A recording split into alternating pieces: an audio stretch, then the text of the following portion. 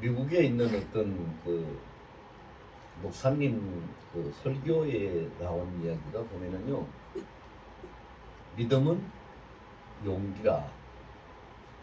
물론 그 뭐 영국의 유명한 그 설교가 스펄전 목사도 그런 얘기를 하긴 했는데, 믿음은 용기라. 아무리 자기가 속으로 뭐 믿고 다짐하고 깊이 생각할지라도 용기가 없는 사람은 자기가 알고 믿고 하는 그 다짐하는 것을 행동으로 옮기지 못한다는 것이지요. 그래서 용기 있는 만큼 믿음을 표현할 수 있다는 그런 말이 있습니다. 근데 이 사람에게는 용기가 한 가지만, 한 종류만 있는 것이 아닙니다. 사람에게 있는 용기는 크게 나누어서 생각해 보면 한 세 가지 용기가 있어요. 그 세 가지 용기가 뭐냐 하면은, 첫째는 용기를 내서는 안 되는 그 해로운 용기가 있고, 해로운 용기. 두 번째는 용기 내나 마나 아무 소득이 없는 무익한 용기가 있고, 그리고 세 번째는 복되고 좋은 용기가 있어요. 오늘 그 본문에 나오는 주인공인 요나를 통해서 우리가 그것을 잘 배울 수가 있는데, 하나님이 요나를 불러셔서 저 아수르의 수도인 니느웨 성에 들어가가지고 하나님이 40일 후에는 이 성을 심판하신다는 것을 전하라, 그렇게 요나에게 시켰어요. 근데 요나가 가만히 생각해 보니까 그 아수르는 대대로 내려오면서 이스라엘을 괴롭힌 원수의 나라란 말입니다. 그래서 만약에 하나님이 심판하신다는 것을 전달을 했을 때 그들이 정신이 바짝 차려가지고, 아이고 하나님 잘못했습니다, 우리 살려주십시오 하고 회개하고 하나님 앞에 엎드리면 하나님이 용서해 주실지도 있지 않겠는가. 하나님은 사랑의 하나님이고 하나님은 긍휼이 많으신 하나님이시니까 용서할 수도 있을 거다. 그러면 안 되지. 그러면은 원수의 나라가 망할 수 없으니까 내가 전하지 않아야 되겠다. 그래서 니느웨로 가라고 하나님이 그러시는 말씀하셨는데, 이 요나는 요바에 내려가가지고 아주 정반대 방향인 다시스로 가는 배표를 사가지고 배를 타고 다시스로 도망을 치고 있었지요. 그 이거 뭐 세상 속된 말로 하면은 간이 배밖에 나왔다.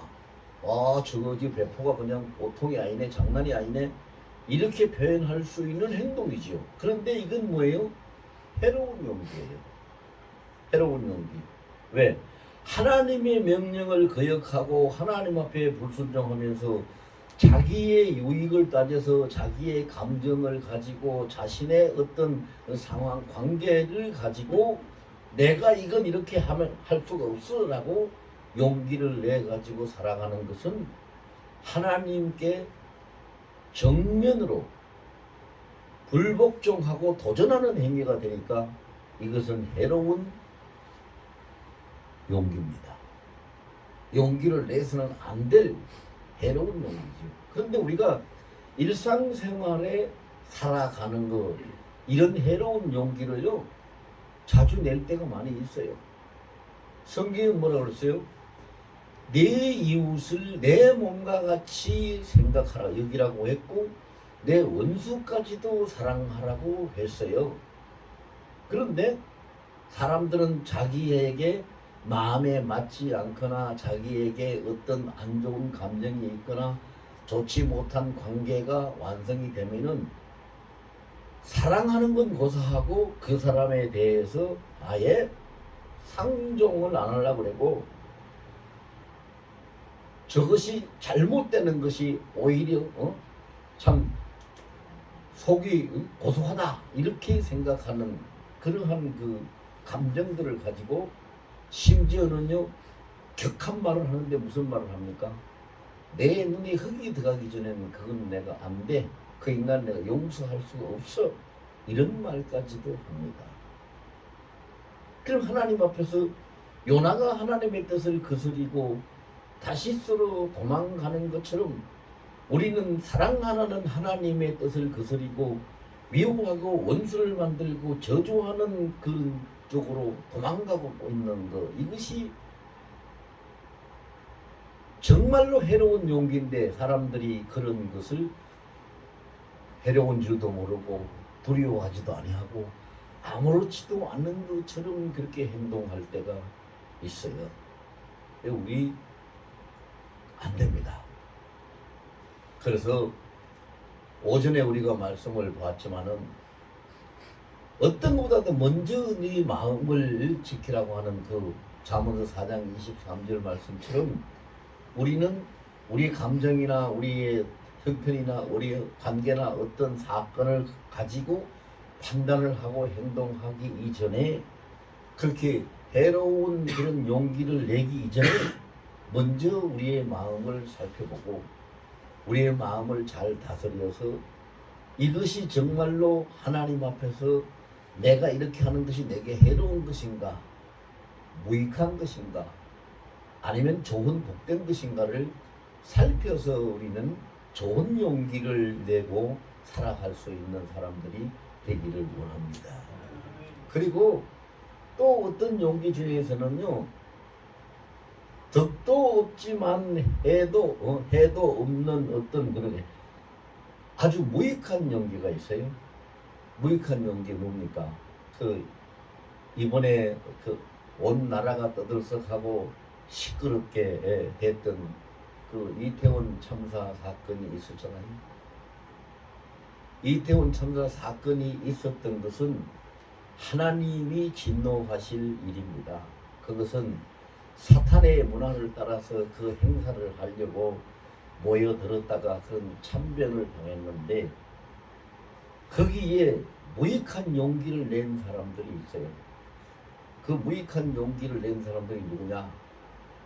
이렇게 그 피해를 입은 참사를 당한 유가족들을 나라에서 위로하고 보상을 해줘야 되고 뭘 어떻게 해야 된다라고 앞장서서 그냥 소리치면서 그들을 선동하면서 그들에게 진두지휘를 해나가면서 막 이런 일을 한 사람들이 그 사람들이 볼 때는 저 사람 굉장히 좋은 사람이고 저 사람 아주 정말로 용기 있는 사람이네 그렇게 생각할지 모르겠는데 아주 그거는 무익한 용기예요.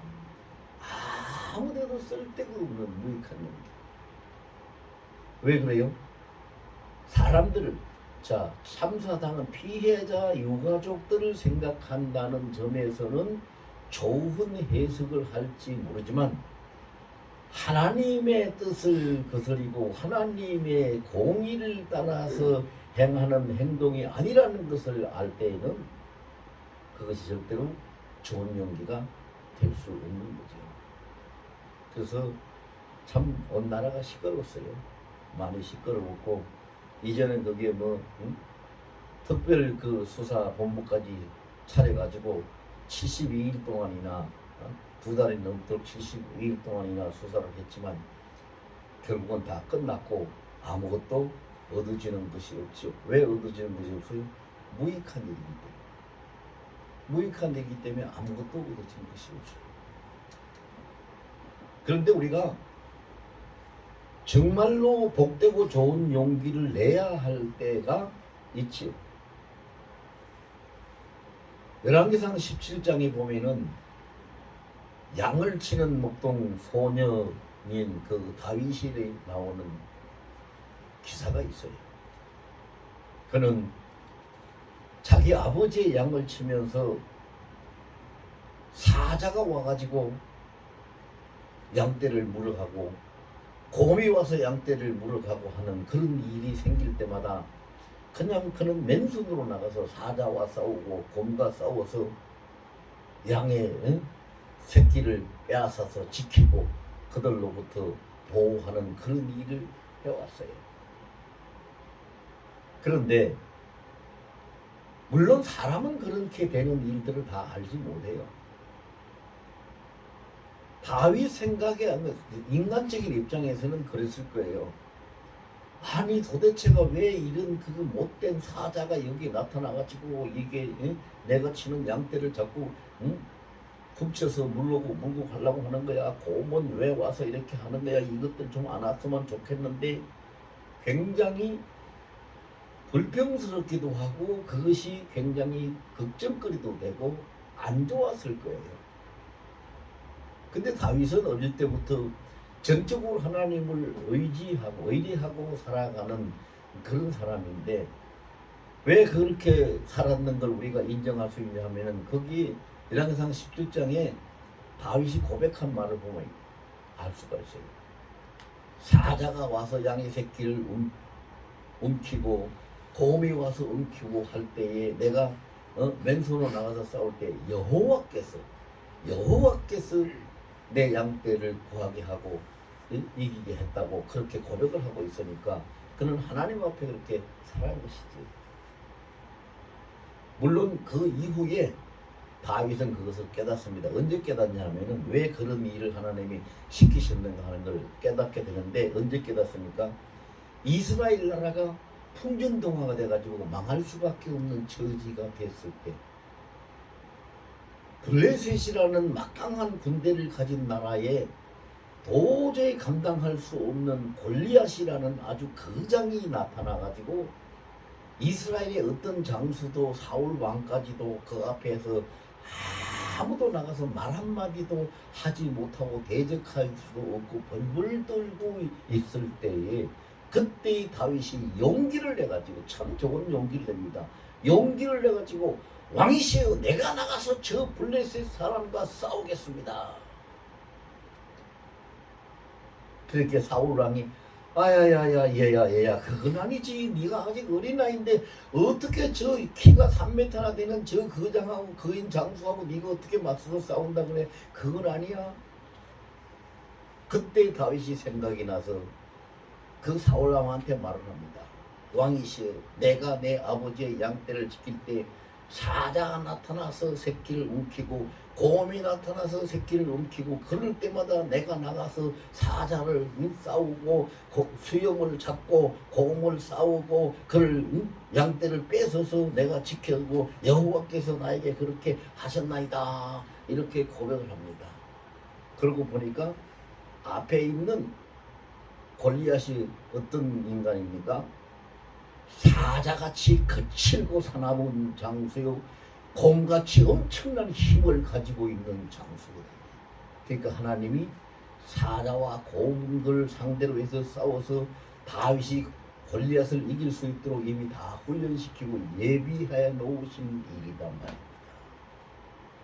그때 그렇게 하나님이 그렇게 해 놓으셨다 하더라도 다윗도 모르지만 사람들도 아무도 몰라요. 아무도 몰라요. 모르고 그냥 지나가고 벌벌 떨면은 아무 일도 할 수가 없는데 그때 다윗이 용기를 냈어요. 좋은 용기를 냈단 말입니다. 내가 나가서 싸우겠습니다. 그래서 그가 용기를 내가지고 골리앗 앞에 나갈 때 뭐라고 합니까? 다윗이 큰 소리로 외칩니다. 너는 창과 단창과 금을 가지고 내게 나오지만은 나는 네가 멸시하고 욕하고 있는 이스라엘의 하나님 만군의 여호와의 이름을 가지고 내가 너에게 나가노라. 여호와의 이름을 가지고. 그래서 오늘 너를 내가 목을 쳐서 이 들짐승과 새들의 밥이 되게 하리라고 그렇게 하고 나갑니다. 굉장히 좋은 용기입니다. 그래서 그 용기를 자 여러분 보세요. 하나님이 쓰실 때 하나님이 쓰시는 것이 여러 가지가 있습니다. 하나님이 쓰시는 게 여러 가지가 있는데 우리는 그것을 깨달아야 돼요. 하나님이 쓰시는 여러 가지 중에 어떤 걸 쓰시느냐. 첫째는 믿음을 쓰시죠. 믿음을 쓰십니다. 마태복음 16장에 보면은 베드로가 주는 그 쓰시오 살아계신 하나님의 아들이시니이다 라고 고백하니까 예수님의 바요나 시므나 네가 복이 있도다 그것을 알게 한 건 네 혈육이 아니라 내 안에 계신 하나님이라. 그리고 내가 이 반석 위에 내 교회를 세우리니 음부의 권세가 이기지 못하는 내가 천국 옆들을 너에게 준다고. 그 믿음을 쓰시는 하나님. 그 다음에는 하나님이 뭐를 쓰십니까? 사랑을 쓰십니다. 사랑. 호세아서에 보면은요, 그 호세아를 하나님이 택해가지고 그 사랑을 사용해서 창기가 된 여자를 자기 아내로 맞이하게 하고 아이를 낳고 살게 하고, 그래서 하나님이 이스라엘을 어떻게 구원시키는 하나님의 사랑을 증명할 수 있도록 이렇게 하시죠. 그 다음에 또 솔로몬처럼 하나님이 지혜를 쓰십니다. 지혜. 그리고 다윗이나 엘리야처럼 좋은 용기를 쓰십니다. 그럼 우리가 뭔가를 하나 가지고 있어야 돼요, 여러분. 믿음을 가지고 있든가, 사랑이 있든가, 용기가 있든가, 지혜가 있든가, 뭐가 있어야 하나님 앞에 쓰임을 받는 거지. 아무것도 없으면 뭘 가지고 쓸 거예요? 그러니까 뭔가 하나는 있어야 돼. 근데 큰 일을 감당하는 자가 누군가? 용기입니다. 하나님이 용기, 좋은 용기를 가진 자를 써요. 누구를 그렇게 썼습니까? 다니엘, 사드락과 메삭과 아벳느고 그 세 친구들. 조금 전에도 이야기했습니다만 선지자 엘리야, 다윗, 이 사람들이 전부 다 그 좋은 용기를 가지고 하나님 앞에 쓰임받는 사람들이거든요. 그럼 우리가 좋은 용기를 가지고 사는 사람은 어떻게 사는 것이 좋은 용기를 가지고 사는 사람인가? 그것이 우리가 오늘 본문에 나오는 요나한테 배울 사항이에요. 요나한테 배워야 될 일이 세 가지가 있어요.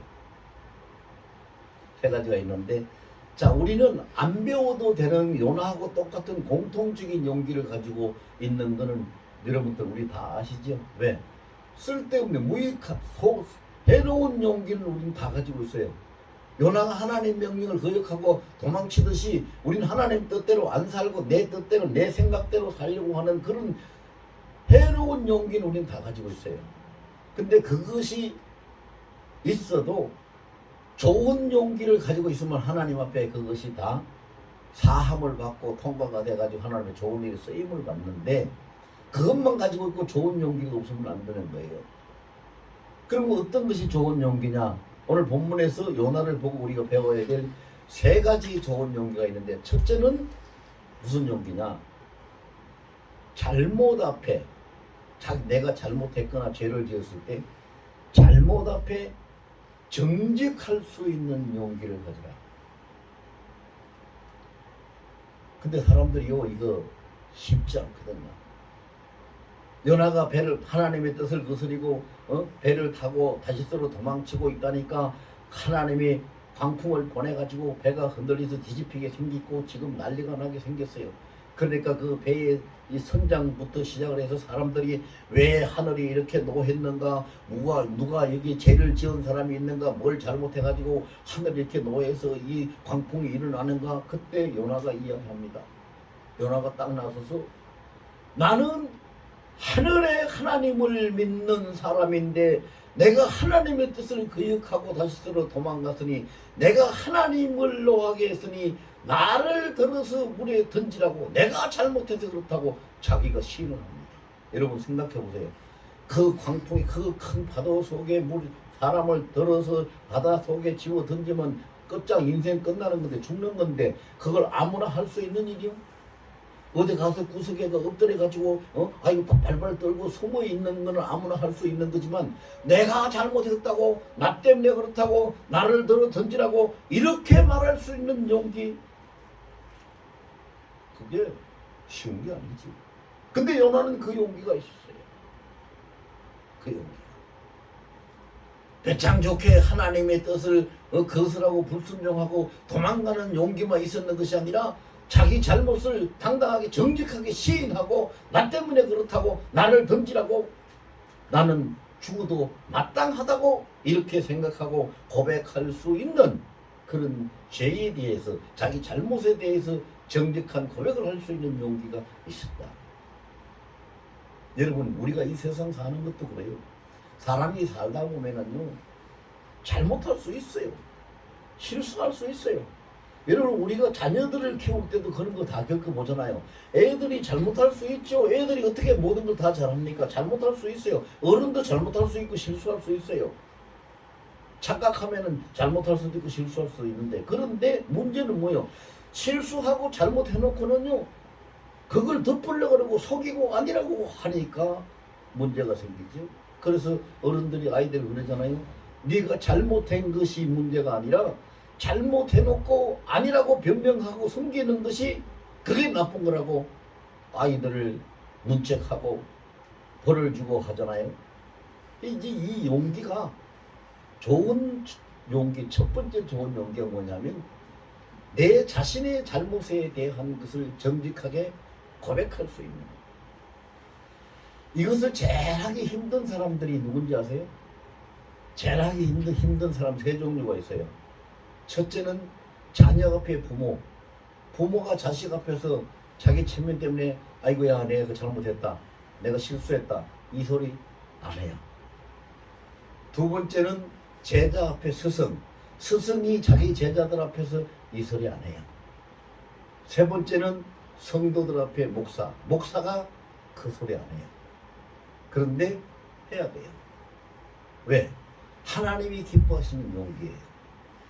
요나가 만약에 이 좋은 용기를 내지 아니었으면 그는 하나님 앞에 벌을 받고 심판대 앞에 설 수밖에 없었을 거예요. 그런데 좋은 용기를 내서 이야기했어요. 내 잘못이라고, 내 죄라고.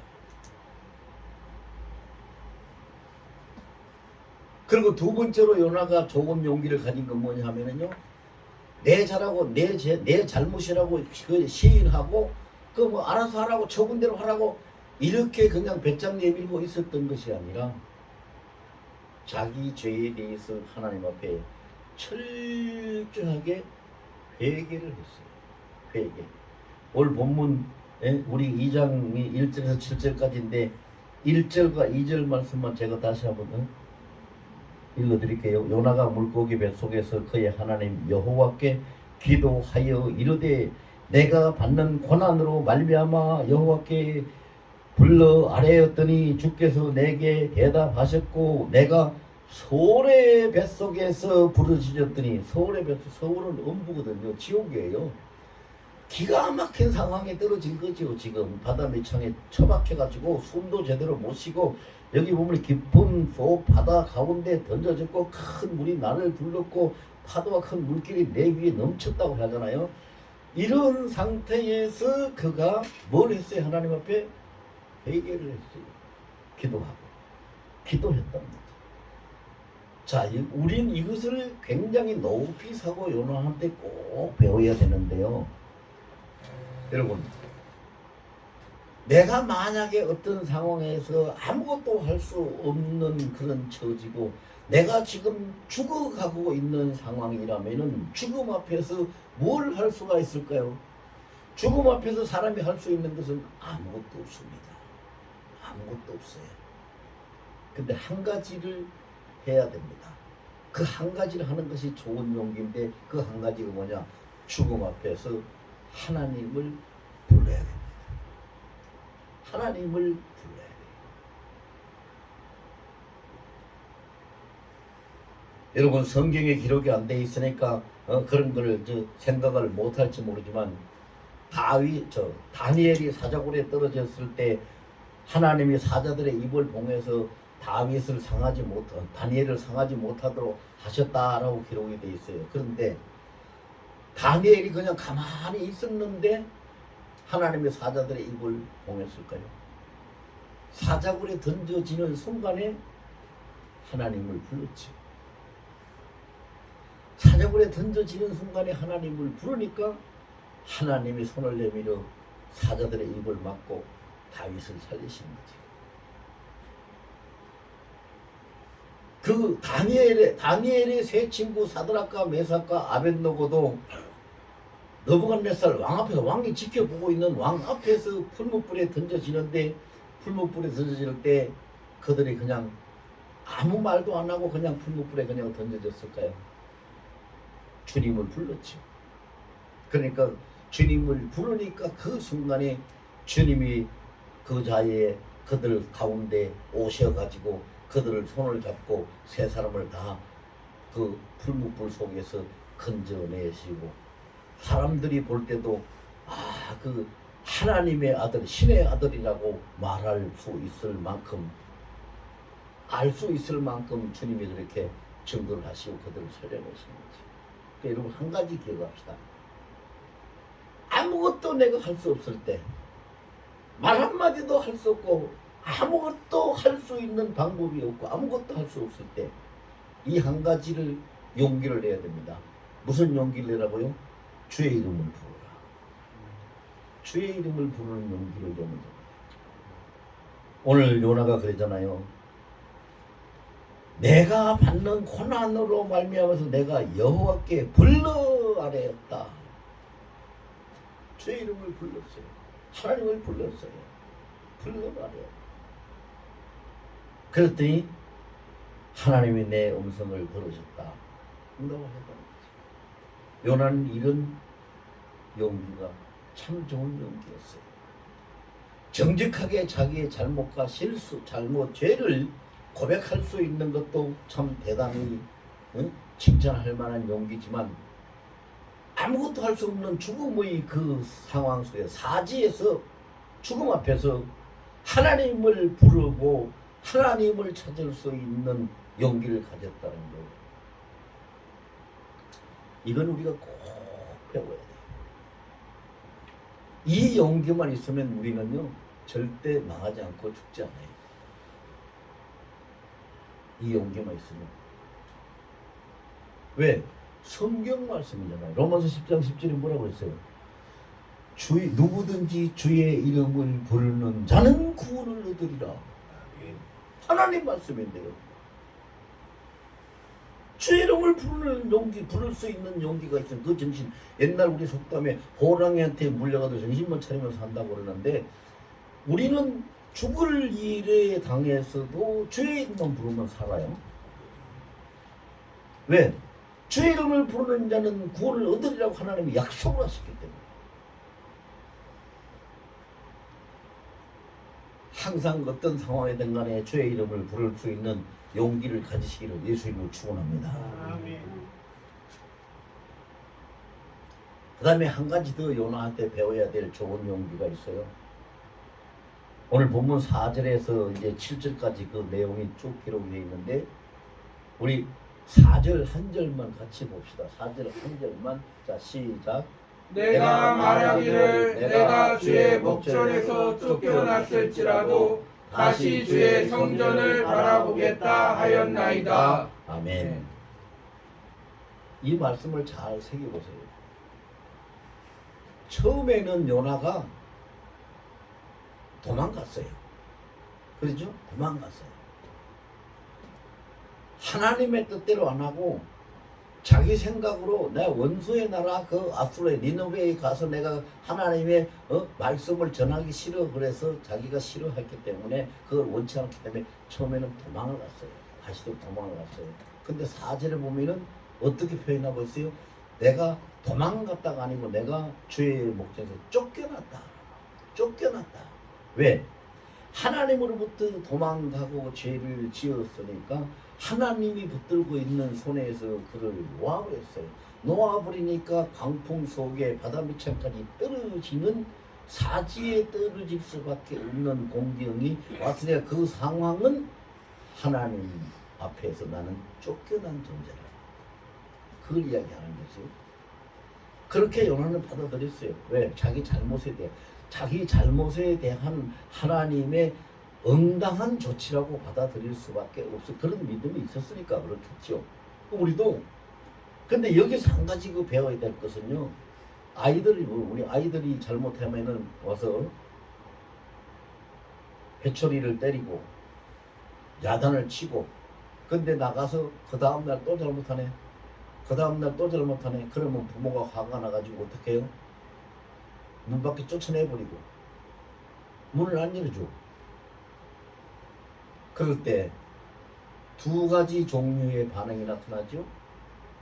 나를 쫓아내 뭐 내가 갈 데 없나? 나 뭐 동들하고 가서 같이 놀다가 뭐 이렇게 그리고 다른 데로 가는 아이가 있을 것이고 다른 하나는 그 문 앞에서 꼼짝도 안 하고 엄마를 부르면서 울면서 문 좀 열어달라고 사정하는 아이가 있을 거예요. 요나는 두 번째 종류의 사람이에요.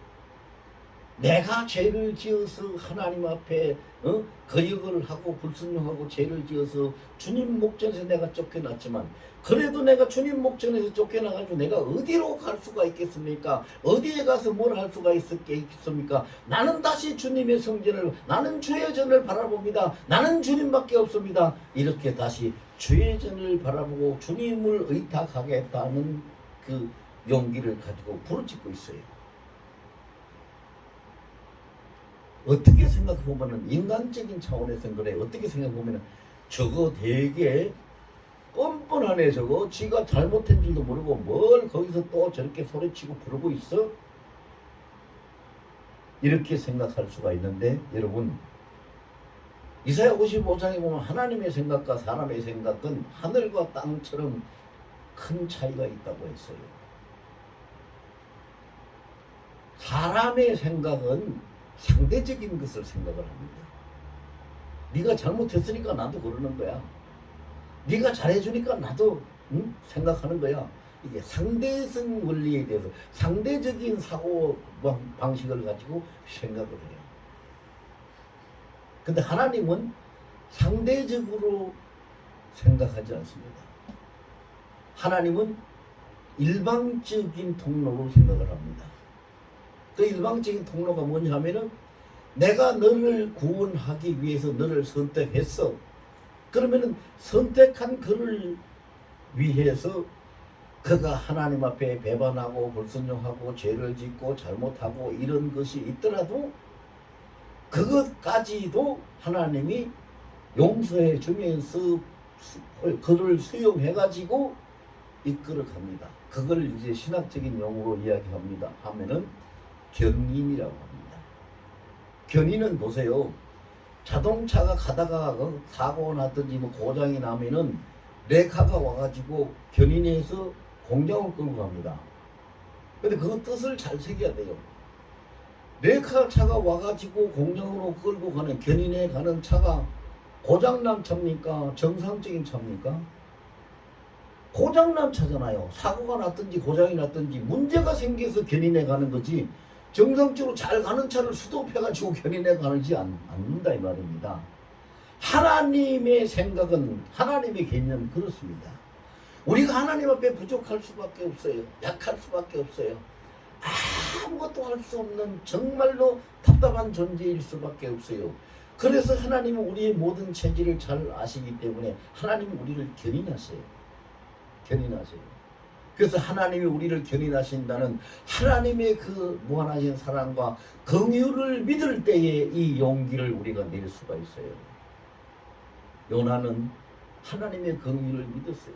그래서 내가 주의 목전에서 쫓겨났을지라도 다시 주의 성전을 바라보겠나이다라고 용기를 내서 부르실 수 있었어요. 여러분, 만약에 우리가 죄를 짓고 잘못했다고 하나님 앞에 나는 죄인이다, 전에 보면은 그런 사람들 참 제가 굉장히 많이 만나봤어요. 전도를 하고 교회나 예수 믿으라 그러면요, 아이고 목사님 나는 죄가 많아서 죄가 많아서 뭐. 그리고 또 교회를 나오면 다니시던 분들도 그런 분들이 있어요. 교회를 다니시는 분들도 그냥 두세요. 방해되니까. 교회를 다니시는 분들도 우리가 같이 이렇게 뭘 합시다, 기도합시다. 아이고 목사님 제가 너무 죄가 많아서요. 근데 여러분, 우리가 단적으로 한 가지만 딱 생각을 해볼까요? 정말로 이 하나님 앞에 용기를 내야 되는가 안 내야 되는가? 오늘 본문의 요나를 봐서도 그런데요, 예수님이 12제자 중에서 수제자로, 가장 대표적인 수제자로 세운 사람이 베드로예요. 근데 베드로는 무슨 용기를 냈습니까? 예수님이 십자가 진다고 미리 알려주시니까, 아이고 주님 그거 안 됩니다. 그거 안 돼. 그럴 수는 없습니다. 그러면서 말렸어요. 그렇게 하면 안 된다고. 그러니까 예수님이 뭐라고 했어요? 베드로한테 사탄아 내 뒤로 물러가라. 너는 나를 넘어지게 하는 자로다. 이렇게까지 예수님이 책망하셨던 베드로예요. 근데 그 베드로가 예수님이 잡혀서 십자가에 지기 위해서 잡혀갔을 때 하룻밤에 3번씩이나 부인하고 저주했던 사람이에요. 그런데 베드로가 그냥 그 가룟유다처럼 그냥 저주에 빠져서 심판받고 그냥 그렇게 끝났습니까? 안 그랬어요. 베드로는 다시 주님 앞으로 회복을 했고 돌이켜 회복함으로 인해서 그는 수제자의 그 역할을 잘 감당을 했어요. 뭐가 달랐어요? 닭이 울었을 때에 닭 우는 소리를 들었을 때에 베드로는 회개하고 주를 부르는 용기를 냈어요. 그러니까 우리가 어떤 죄를 지었든 어떤 잘못을 했든 우리가 다시 주님 전을 바라본다는, 그리고 주님밖에 없다고 부르짖을 수 있는 믿음의 용기를 우리는 가져야 돼요. 좋은 용기를 가져야 됩니다. 이것 없으면 안 돼요. 여러분, 우리가 아이고 내가 죄가 많아서 나 같은 자가 뭘 하겠어 이렇게 하는 것이 어떻게 보면 겸손인 줄 아는데 그건 겸손이 아니에요. 무용이에요. 무용. 용기가 없는 무용. 그렇게 하면 안 돼요. 내가 잘못했을지라도, 죄가 있을지라도, 내가 부족할지라도, 내가 약할지라도 주님이 나를 붙드시면, 주님이 나를 쓰시면, 주님이 나를 세우시면 나는 무엇이든지 할 수 있습니다. 빌립보서 4장 13절에 뭐라고 그랬습니까? 내게 능력 주시는 자에서 내가 모든 일을 할 수 있느니라고 그랬어요. 이 용기를 우리가 가질 필요가 있는 겁니다. 어차피 우리는 이 한평생 살면서 잘못 안 할 수 없고 죄 안 지을 수 없고 하나님 앞에 잘할 수 있는 삶만 살아갈 수 있는 그런 존재들은 아니에요. 그만한 의도 없고 그만한 지혜도 없고 그만한 믿음도 없어요, 사실은. 그러나 부족할지라도 세상 끝날까지 함께 계신 여러분, 이사야 43장 2절에 보면 이런 말씀을 해요. 너는 두려워하지 말라. 내가 너와 함께. 네가 강을 건널 때에 물이 너를 침몰치도 아니하고 불을 가운데 지날 때에 내가 불이 너를 사르지도 못하도록 내가 너와 함께 한다고, 지킨다고. 두려워하지 말라고. 그럼 그 말씀 가만히 생각해 보세요. 인생이 어떻게 살아요? 인생은 감당할 수도 없는 강도 건너야 되고 감당할 수도 없는 불 가운데로 지나야 되는 그런 삶을 살 수밖에 없어요. 그런 상황이 오더라도 그것 때문에 두려워하거나 포기하거나 주저앉지 말라. 내가 너와 함께해서 늘 건진다는 거예요. 이런 하나님의 그 말씀을 우리가 믿는다면요, 우리는 어떤 경우에라도 용기를 내서 하나님의 이름을 부르고 그 앞에 부르짖고 나가야 합니다. 한마디만 같이 합시다. 나는 어떤 상황이라도 하나님을 부르고 하나님 앞에 나가겠습니다. 아멘. 아멘. 이렇게만 하면은 이것이 좋은 용기를 가지고 승리하는 사람이 되는 겁니다. 여러분들 이제 원래 2023년 좋은 용기를 가지고 하나님 앞에 나가고 승리하는 여러분들이 다 되시기를 예수님을 축원합니다. 자, 이거 가지고 우리가 통성으로 한 2분만 기도하겠습니다. 정말로 내 잘못을 인정하는 정직할 수 있는 용기, 하나님 앞에 잘못했다고 회개하고 기도할 수 있는 용기, 암만 잘못하고 면목이 없을지라도 다시 하나님 전을 바라보고 죽게 나가겠습니다 라고 나갈 수 있는 용기를 가지고 승리할 수 있도록 도와달라고 우리가 통성으로 기도합니다.